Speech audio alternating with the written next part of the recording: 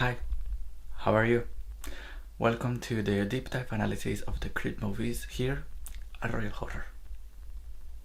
Enjoy. If that didn't creep you out, I don't know what to tell you. Hi everyone, welcome back to another video here on the channel Royal Horror. And I don't know if you can notice, but I'm trying to give like Mark II Plus kind of vibes with this long sleeve, even though right now while I'm filming it's boiling because of my lighting. So this is a commitment for this video. And also I try my best to have his necklace, although this is a different necklace. But yeah, this is kind of a cosplay that I tried to do for this video. Or also you can tell that I'm trying to do the meme from The Rock, the one where he's standing like this. That could work too, but either way, welcome back to another video here on the channel Royal Horror. I really hope you're well. Thank you so much for clicking on this video, for wanting to spend some time with me talking about movies, and in this case talking about found footage for two specific films that came out a decade ago in 2014 and also a few years ago in 2017. We're gonna be talking about the Creep movies. And the main reason why I'm going to be talking about this movie is because Friday 15th of November, Shudder, our mother Shudder, is going to be releasing a mini-series of this character, of these movies, of this concept. And it's going to be like a 6-7 episodes kind of series. And I don't know if you have noticed what Shudder is doing over Instagram, but that's called marketing. I'm obsessed with what they're doing.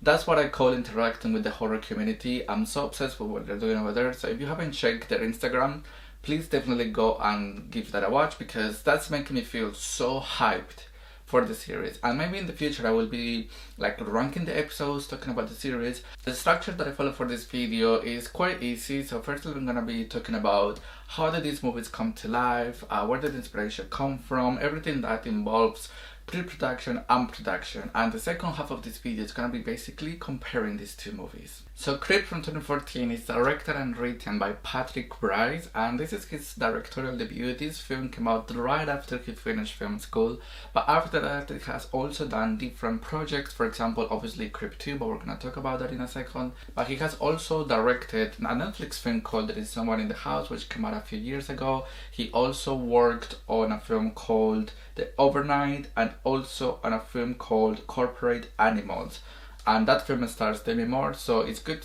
to see that he has worked in different projects after Creep 1. Creep from 2014 is actually a very small kind of project. You know, there is only 3 characters, one of them is off screen, so obviously the crew is even smaller, especially because this is a found footage.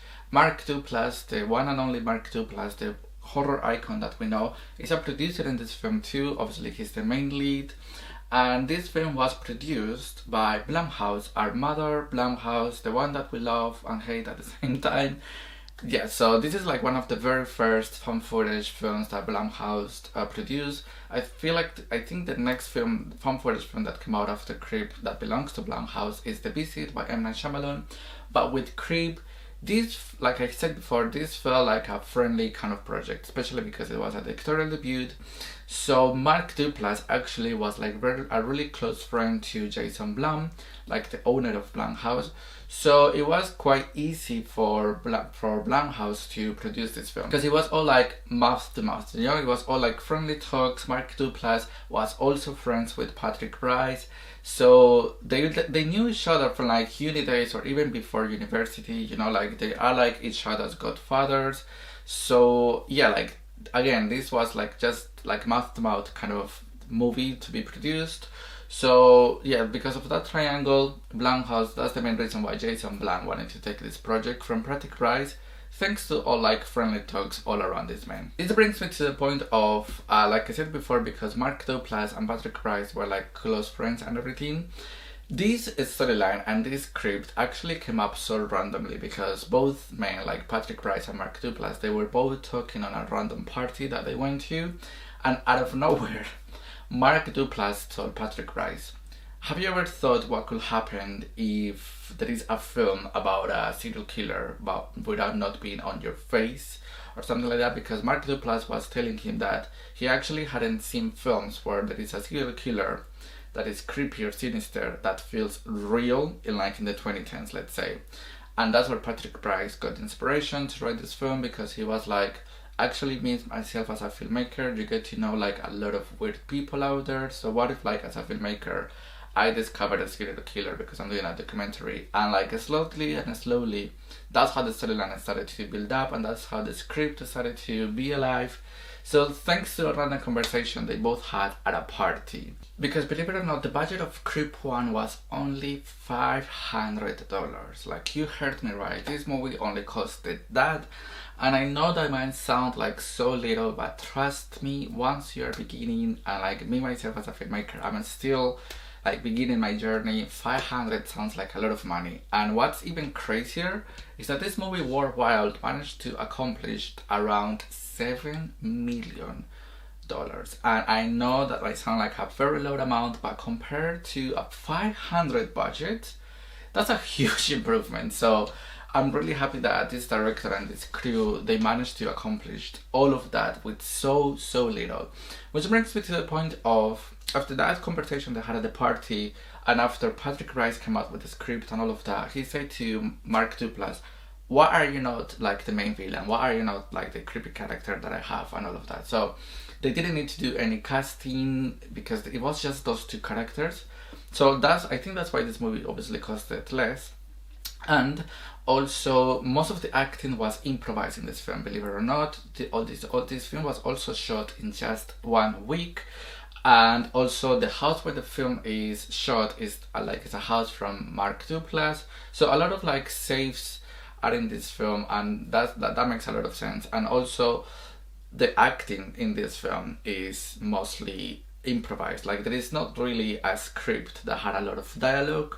The dialogue mostly belonged to like the phone call that happens in the film, but the whole interaction between Patrick Bright and Mark Duplass in Creep in the film, like the two characters, is mostly improvised as they were shooting, because again, there was not a huge crew. There were no like sound recorders. There were not any kind of like light department. It was only the two of them. And to make the film feel more natural, that's why they didn't want to follow a script, because they wanted to make this film feel like a documentary, because obviously it's a found footage. So that's the main reason why the dialogues that we had in the film are mostly improvised. But huge applause to Mark Duplass, because thanks to his acting and execution of the dialogue that they have in the film, everything feels extremely real. And it amazed me to learn that there were not a script, they were not reading any lines, it was all improvised. So that made me feel amazing, but also made me feel very creeped out, because this character acted this way realistically. So I was like, Mark Duplass, he really committed to this role, and it was really scary, let's say, because of how real it was. And by the community overall, this movie is like pretty much appreciated, you know, for a film that is 10 years old. The numbers when it comes to the audience perception are great. For example, on Letterboxd it's standing on a 3.3 out of 5, and on IMDb is standing on a 6.3 out of 10. And I think those are huge numbers for this kind of film, especially because early 2010s found footage was losing like its prime. So it's good that this film brought that back. I think 2014 was actually a great year for found footage, because we got this film and we also got As Above So Below. When it comes to Creep 2, like I said before, this film is the same crew. So again, it's Patrick Rice directing and writing it, it's Mark Duplass producing it and acting on it and all of that. But one thing that I learned from this is that as soon as Creep 1 ended, Patrick Rice knew that he wanted to make like a second film, a third film, like a whole franchise, because he said there is not really found footage franchises out there. The only found footage franchise that comes to mind is Paranormal Activity. So he really wanted to make a film after film after film. Obviously, because of the success from that Creep 1 had, he got busy in the meantime, and that's why Creep 2 came out a few years after. But again, as we know, our king Jason Blum, he loves a sequel. So obviously he came back to produce this sequel, like Blumhouse is producing this sequel once again. So again, it's the same kind of like process that Creep 1 had. Same director, same producer, same company. However, as we know, there is a different character in this film, but again, it's the same process, just Mark Duplass and a different character. And that character is the actress Desire Akahabaman. If I pronounce the name wrongly, I apologize, but this was actually a YouTuber. Like back in the day, like she was an actual YouTuber, she had an actual YouTube channel, because again, Patrick Wright, Jason Bland, Mark Duplass, they wanted to make this film to be as real as possible. So they were looking around online to see any kind of YouTubers that they were like interested in, and they came across Desire. So that's huge. Like imagine that happening to you. Like maybe for Creep 3 they can discover me and I can be part of the film, although I'm not an actor, but again, we can improvise. But that's huge. Imagine being a YouTuber like Desire and coming across this call.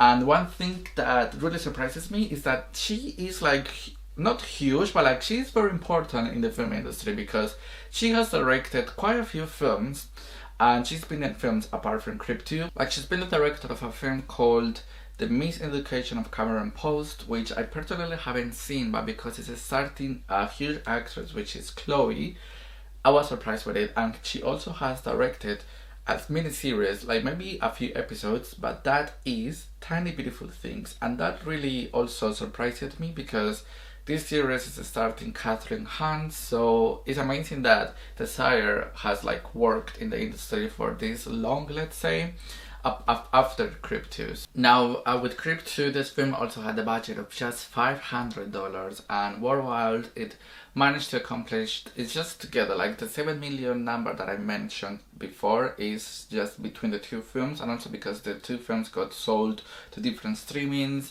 like, you know, the Blu-ray sales, the DVD sales. So that's where the money came from, because these movies were not released at the cinemas, maybe for like a few weeks. So that's how the money came to this film. Now, when it comes to the awards with these films, these two films have managed to win different kind of like film festival awards and many kind of nominations.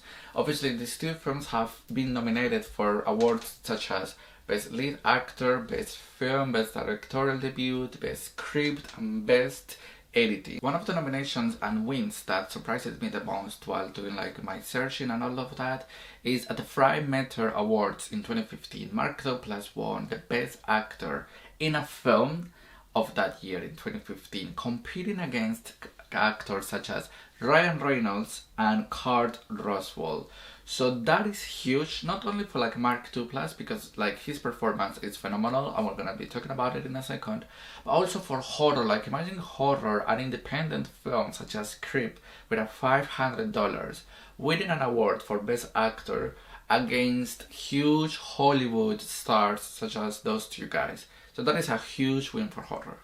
And again, with like the audience perception, this film Creep 2 has similar numbers to Creep 1. You know, like on Letterboxd, for now it has a 3.3 out of 5, and on IMDb it has a 6.4 out of 10. So like this film, again, I feel like it's the same kind of like love or appreciation that the first Creep had. And over on my Instagram, I asked like a few horror mutuals how do they feel about those two films, because again, with social media growing up, like with popularity growing up overall for like all of the films out there, I wanted to know how everyone was feeling after like years after those two films came out, and these are like quite a few of the responses that I got. So overall, people are still loving this film, people are still being creeped out by this film, so that proves that this film is still effective even like a few years after.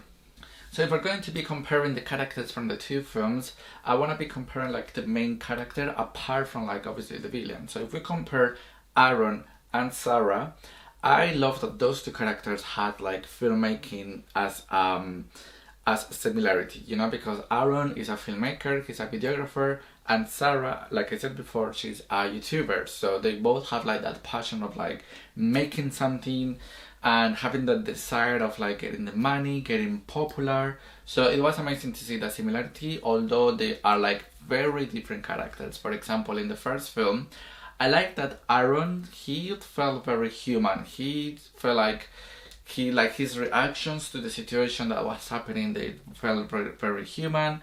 I love that. Again, I don't know, it's because he is the same director, but the way that he was reacting to everything felt very natural. And I like, for example, the same with Sarah. Sarah felt like a very natural person. I didn't feel like she was acting. I felt like I was actually watching her, like her tape, let's say, because obviously, as we know, the villain has many tapes.